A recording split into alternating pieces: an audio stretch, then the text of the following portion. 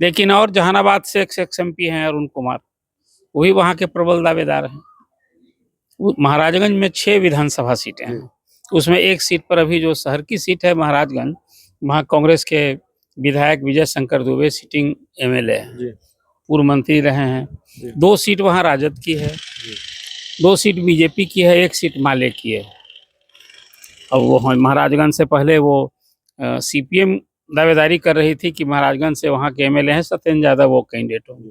वो सीट कांग्रेस के खाते में मिल गई। अब वहाँ तय होना है कि कैंडिडेट कौन होगा कांग्रेस का, अरुण कुमार होंगे कि कन्हैया कुमार होंगे, ये चर्चा है वहाँ। कभी चर्चा भी हुई थी कि संभव हो उनको भागलपुर ही लड़ाया जा सकता है, जब तक अजीत शर्मा की घोषणा नहीं हुई थी। अब तो अजीत शर्मा की घोषणा हो गई, तो वो 1 सीट बची है, जिसमें कन्हैया कुमार लड़ लें, अरुण कुमार लड़ लें। अब सबसे इंटरेस्टिंग हो गया हाजीपुर, ये मुजफ्फरपुर की सीट को लेकर। अब वहाँ चर्चा थी, सिटिंग एमएलए थे, पूरी तैयारी कर चुके थे, अखिलेश प्रसाद सिंह की ब्लेसिंग थी, असेंबली में टिकट भी मिला था, जैसा खुद विजेंद्र जी बताते थे, विजेंद्र चौधरी, हाँ, कि वो उन्हें टिकट मिला, वो एमएलए हो गए। अब एमपी के लिए भी पूरी तैयारी कर चुके थे, कोई उम्मीद ऐसी नहीं थी कि उनको टिकट ना मिलेगा, लेकिन अजय निषाद आज पार्टी ज्वाइन कर लिया उन्होंने। अब तो सारी तैयारी धरी की धरी रह जाएगी, हालांकि अभी घोषणा नहीं हुई है, लेकिन अजय निषाद ने यदि बीजेपी छोड़कर अभी सिटिंग एमएलए एमपी हैं, और वहाँ पिछले बार जो चुनाव में माले इसका वीआईपी का कैंडिडेट था उसको बीजेपी ने दे दिया है, तो अब तो अजय निषाद यदि कांग्रेस के एमएलए एमपी है। नमस्कार, आप देख रहे हैं 4 PM और मैं हूं अभिषेक मिश्रा। देखिए, आज हम कांग्रेस की बात करेंगे और कांग्रेस के उम्मीदवारों की बात करेंगे। भारतीय जनता पार्टी छोड़कर अजय निषाद भी कांग्रेस में आ गए हैं, कुछ और आ सकते हैं, इसकी गुंजाइश है, और कांग्रेस ने कुछ उम्मीदवारों के नाम की घोषणा भी की है। और इस पूरे हिसाब किताब को हम समझेंगे। हमारे साथ बिहार के जाने माने पत्रकार अरुण पांडे सर हैं। कांग्रेस ने कुछ उम्मीदवारों की घोषणा की है। सर, सबसे पहले तो उस गणित को समझना चाहेंगे, किन किन उम्मीदवारों की घोषणा हुई है, वहाँ का क्या खेल है? देखिए, बिहार में महागठबंधन में कांग्रेस 9 सीटों की दावेदार है, 9 सीटें मिली हैं, और फर्स्ट फेज में 4 सीट के लिए चुनाव हुआ। एक प्रमुख सीट थी औरंगाबाद, जहाँ की दावेदार थी वहाँ के उनके एक की बड़े ही, जिसको आप कह सकते हैं कि चर्चित नाम था निखिल कुमार का, वो दावेदार थे, लड़ना चाहते थे, लेकिन उस सीट की चर्चाएं नहीं हुई कांग्रेस में। अब फर्स्ट फेज बीत गया और वहाँ कांग्रेस को फर्स्ट फेज में औरंगाबाद सीट नहीं मिली। अब उसके बाद जो 9 सीट मिली है, अब 9 सीट में अभी घंटा भर पहले आप कहें कि सीईसी जो कांग्रेस की बॉडी है, उसने 3 कैंडिडेट तय कर लिया आज। अब कल ही है अंतिम दिन नामांकन का। तो तारिक अनवर के लिए वो कटिहार से, जावेद सिटिंग एमपी हैं उनका किशनगंज से, और भागलपुर से अजीत शर्मा का नाम फाइनल हो गया है। मतलब 9 सीट में 7 फेज में चुनाव होने हैं। कांग्रेस के 9 सीटों के लिए भी उम्मीदवार फेज वाइज हो रहे हैं, एक बार वो तय नहीं करना है। तो एक तो ये हो गया। मुझे लगता है कि कांग्रेस की बिहार में चुनाव लड़ने की कोई रणनीति नहीं थी। अदरवाइज जब चुनावी जंग में कूदना था, 9 सीट की मांग कर रही थी कांग्रेस, तो 9 कौन उम्मीदवार होंगे ये तय हो जाना चाहिए था। तो चलिए, एक अपनी चुनावी रणनीति होती है। पार्टी ने 9 सीट लड़ने की बात की, 9 सीट मिली, तो एक फेज के लिए बीत गया, दूसरे फेज में 3 कैंडिडेट का नाम। कन्हैया कुमार फिर फ्रेम में लौटते हुए दिखाई दे रहे हैं, ऐसी खबर है। अब वो कन्हैया कुमार पहले तो वो बेगूसराय के दावेदार थे, वहाँ बात नहीं बनी, लालू जी ने वहाँ नहीं सहमति दी, तो वहाँ सीपीआई को सीट मिल गई। वहाँ से अवधेश राय जो सीपीआई के एक एमएलए हैं, वहाँ कैंडिडेट घोषित हो गए। सीपीआई ने पहले ही घोषित कर दिया उनको। अब एक सीट थी अभी जो कन्हैया कुमार के लिए बात चर्चा में आई कि महाराजगंज से वो चुनाव लड़ सकते हैं, और पूरी पार्टी की जो राहुल गांधी की मंडली है, जैसी चर्चा हुई कि वहाँ ये फीडबैक दिया गया कि उनके लिए वो सीट सहूलियत वाली हो सकती है।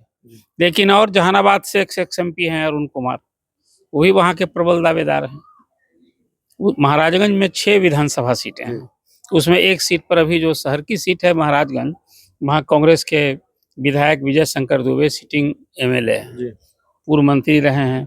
2 सीट वहाँ राजद की है, 2 सीट बीजेपी की है, 1 सीट माले की है। अब वो महाराजगंज से पहले वो सीपीएम दावेदारी कर रही थी कि महाराजगंज से वहाँ के एमएलए हैं सत्येंद्र यादव वो कैंडिडेट होंगे, वो सीट कांग्रेस के खाते में मिल गई। अब वहाँ तय होना है कि कैंडिडेट कौन होगा कांग्रेस का, अरुण कुमार होंगे कि कन्हैया कुमार होंगे, ये चर्चा है वहाँ। कभी चर्चा भी हुई थी कि संभव हो उनको भागलपुर भी लड़ाया जा सकता है, जब तक अजीत शर्मा की घोषणा नहीं हुई थी। अब तो अजीत शर्मा की घोषणा हो गई, तो वो एक सीट बची है जिसमें कन्हैया कुमार लड़ लें, अरुण कुमार लड़ लें। अब सबसे इंटरेस्टिंग हो गया हाजीपुर, ये मुजफ्फरपुर की सीट को लेकर। अब वहाँ चर्चा थी, सिटिंग एमएलए थे, पूरी तैयारी कर चुके थे, अखिलेश प्रसाद सिंह की ब्लेसिंग थी, असेंबली में टिकट भी मिला था, जैसा खुद विजेंद्र जी बताते थे, विजेंद्र चौधरी, हाँ, कि वो उन्हें टिकट मिला, वो एमएलए हो गए। अब एमपी के लिए भी पूरी तैयारी कर चुके थे, कोई उम्मीद ऐसी नहीं थी कि उनको टिकट न मिलेगा, लेकिन अजय निषाद आज पार्टी ज्वाइन कर लिया उन्होंने।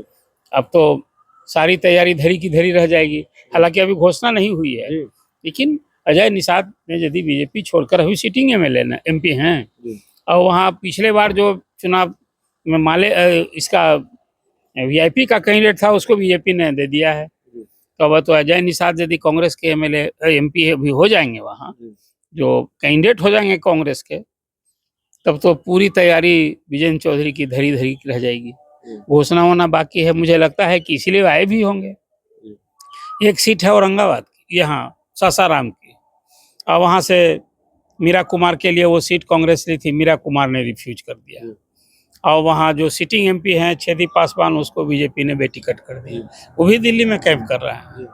और उनकी भी भरसक कोशिश है कि आपसे चर्चा भी मैंने की थी कि वो लालू जी से बात, लालू जी ने कहा कि वो तो कांग्रेस को हमने दे दिया है, और कांग्रेस यदि तैयार हो जाएगी तो हमें क्या आपत्ति होगी, तो छेदी पासवान को भी यदि वहाँ मिल जाएगा तो कोई अचरज नहीं होगा। एक सीट आपकी रह जाएगी, अब पटना साहिब, चर्चा है कि वहाँ से मीरा कुमार के सुपुत्र लड़ेंगे। अब यहाँ मुकाबला होगा पटना साहिब में, जहाँ रविशंकर प्रसाद हैं। अब एक अंतिम सीट जो मुझे लगता है जो 9वीं सीट होगी बेतिया की, तो बेतिया में कौन लड़ेगा, अभी तक तो केदार पांडे के पोते हैं, उनकी चर्चा है, और हाँ और दूसरी सीट है समस्तीपुर। हाँ, मैंने आपसे कहा है कि पूर्व डीजीपी हैं बीके रवि, उनकी चर्चा है। अशोक राम जो वहाँ के कई बार चुनाव लड़ चुके हैं, वो खुद लड़े, उनका बेटा लड़े। यही तो अभी कांग्रेस की तस्वीर है। अभी 9 सीट लड़नी है, 3 कैंडिडेट सामने आ गए, उनकी घोषणा हो गई, और सब जगह अभी मिली, जिसको तय मान रहा था वो भी बेतय हो गया।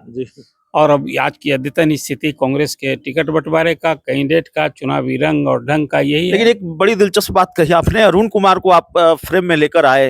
अरुण कुमार की चर्चा तो कहीं दूर दूर तक नहीं थी, लेकिन आप कह रहे हैं महाराजगंज से वो दावेदार हैं। नहीं, देखिए, महाराजगंज जब वो जहानाबाद में बात नहीं बनी और राजनीतिक चाचा बने थे चिराग के, अपने चाचा तो गच्चा खा गए पारस जी, अब फिर रहे इसी फोल्ड में, उन्होंने तो टोटल सरेंडर कर दिया।